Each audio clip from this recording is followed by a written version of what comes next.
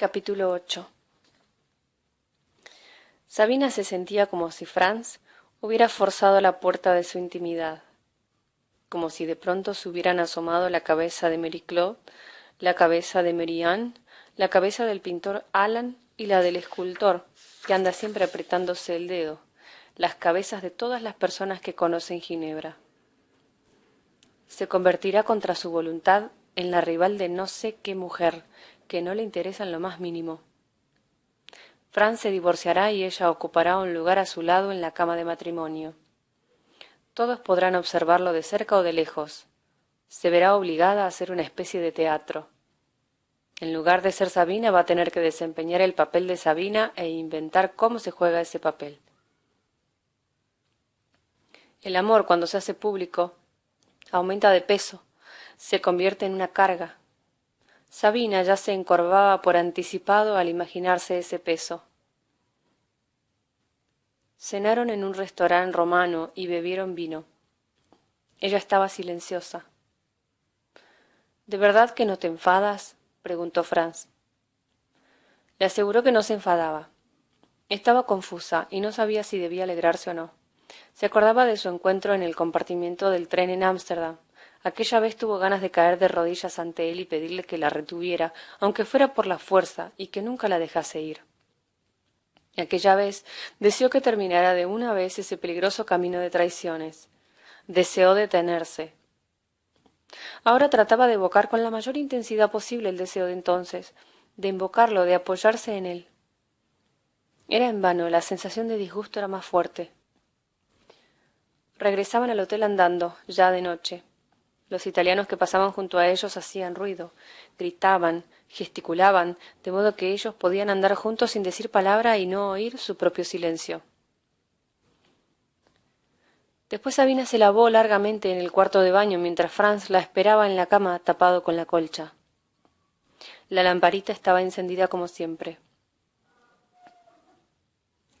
Al regresar del cuarto de baño la apagó. Fue la primera vez que lo hizo. Franz debía haber registrado mejor aquel gesto. No le prestó atención porque no tenía significado alguno para él. Como sabemos, prefería cerrar los ojos cuando hacía el amor. Y debido precisamente a aquellos ojos cerrados, Sabina apagó la lamparita. Ya no quería ver aquellos párpados cerrados ni un segundo más. Los ojos, como dice el proverbio, son la ventana del alma. El cuerpo de Franz, que se movía siempre encima de ella con los ojos cerrados, era para ella un cuerpo sin alma. Parecía un cachorro que aún está ciego y emite sonidos de impotencia porque tiene sed. Franz, jodiendo con sus hermosos músculos, era como un enorme cachorro que mamase de sus pechos. Además era cierto que tenía en la boca un pezón suyo como si estuviera chupeteando leche. Esa idea de que por abajo era un hombre maduro y por arriba un lactante que mamaba, de que por lo tanto estaba jodiendo con un bebé, la ponía al borde de la náusea. No, ya no quiere ver nunca más cómo se mueve desesperadamente encima de ella. Ya nunca más le ofrecerá su pecho como una perra a su cachorro. Hoy es la última vez. Irrevocablemente, la última vez.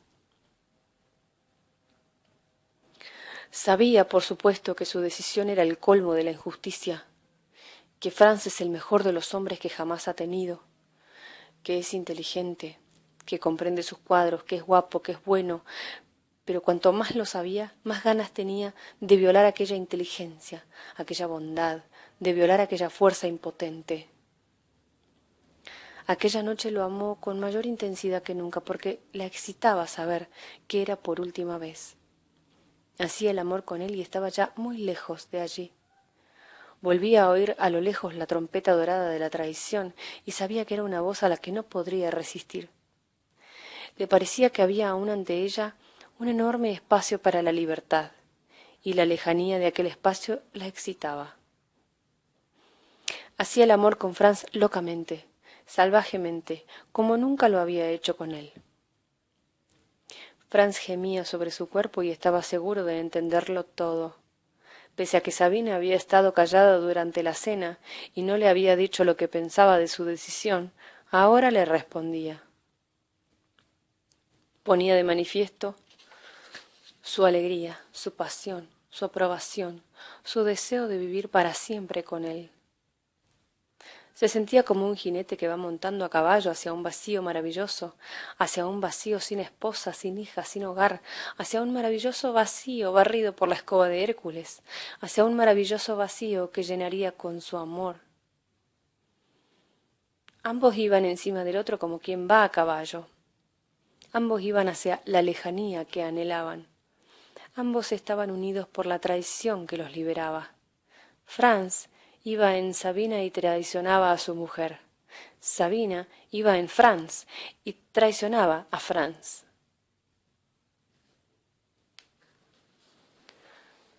Capítulo 9. Durante más de 20 años había visto en su mujer a su madre, a un ser dulce al que es necesario defender. Aquella idea estaba demasiado arraigada en él como para que pudiera librarse de ella en 2 días.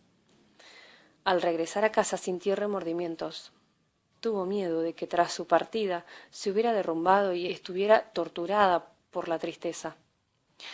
Abrió tímidamente la puerta, entró en su habitación. Se detuvo un momento en silencio, escuchando. Sí, estaba en casa. Tras un momento de duda, fue a verla para saludarla como era su costumbre. Alzó las cejas con una sorpresa fingida. ¿Has vuelto aquí? ¿Y a dónde iba a ir? Tuvo ganas de decir con auténtica sorpresa, pero no dijo nada. Ella continuó.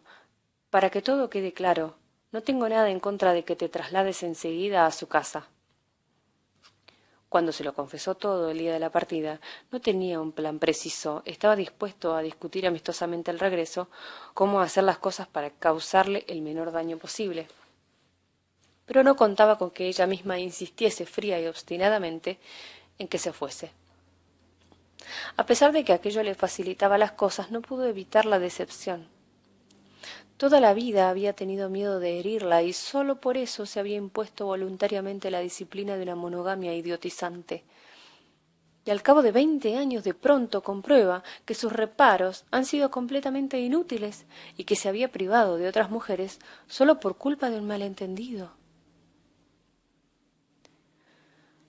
Por la tarde tenía una clase y de la universidad fue directamente a casa de Sabina.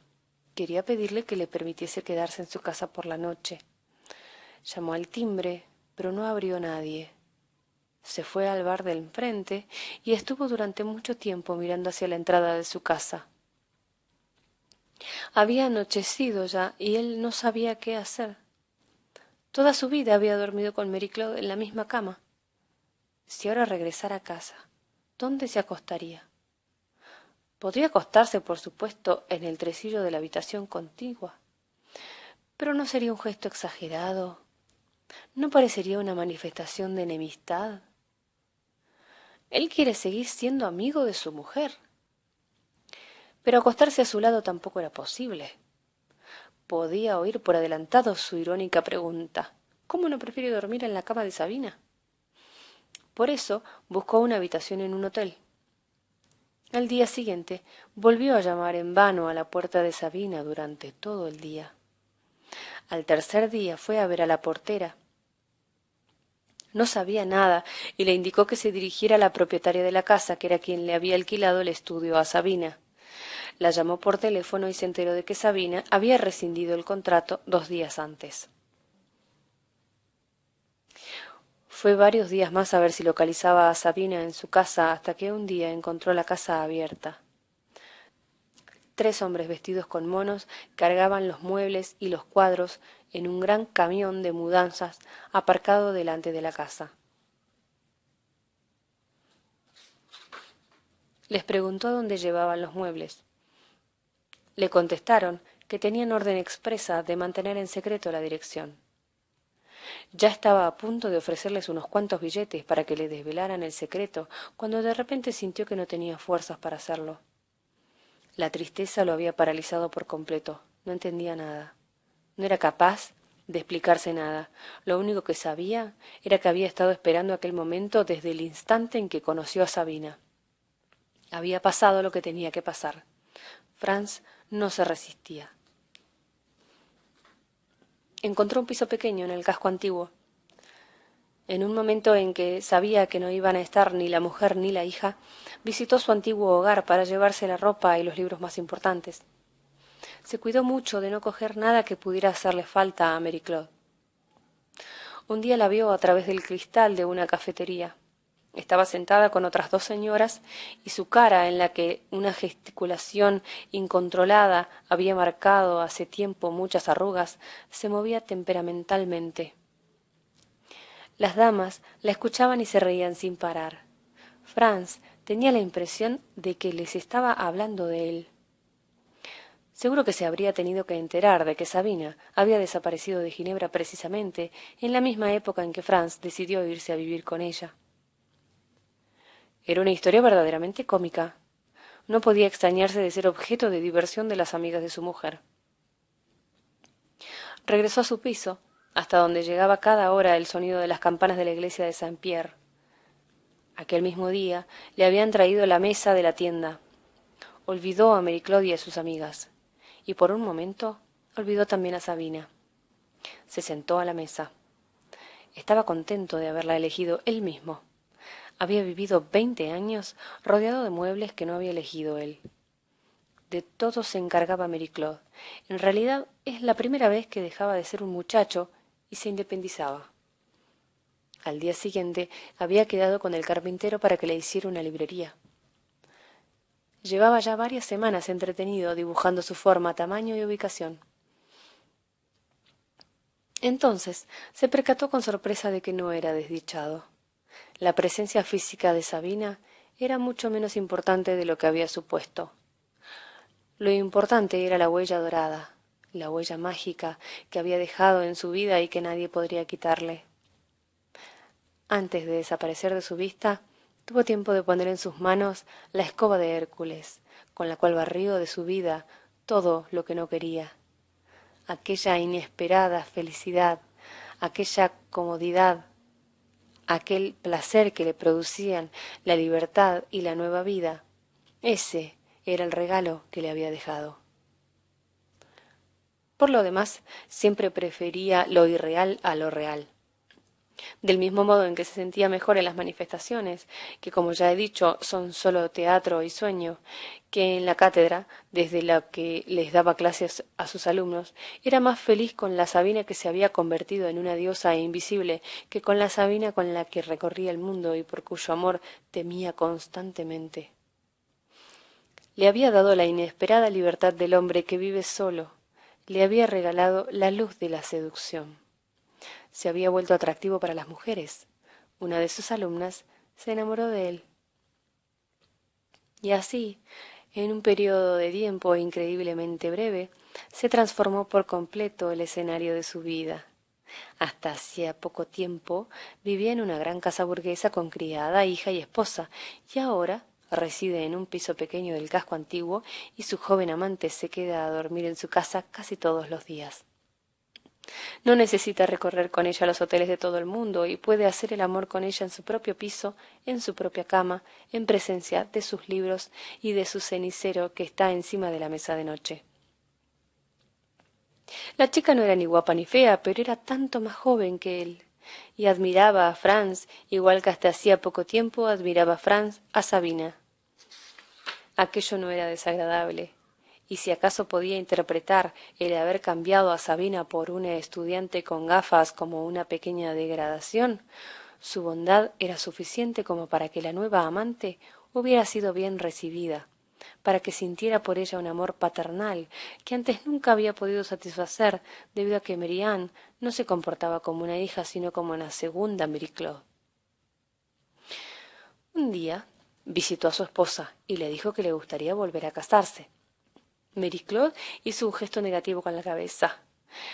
Pero si el divorcio no va a cambiar nada, no pierdes nada, te dejo todas las propiedades. No se trata de las propiedades, dijo. ¿Y entonces de qué se trata? Del amor, sonrió. ¿Del amor? Se extrañó. El amor es un combate, sonreía Mary Claude. Combatiré todo lo que sea necesario, hasta el final. ¿Que el amor es un combate? No tengo el menor deseo de combatir, dijo Franz, y se marchó.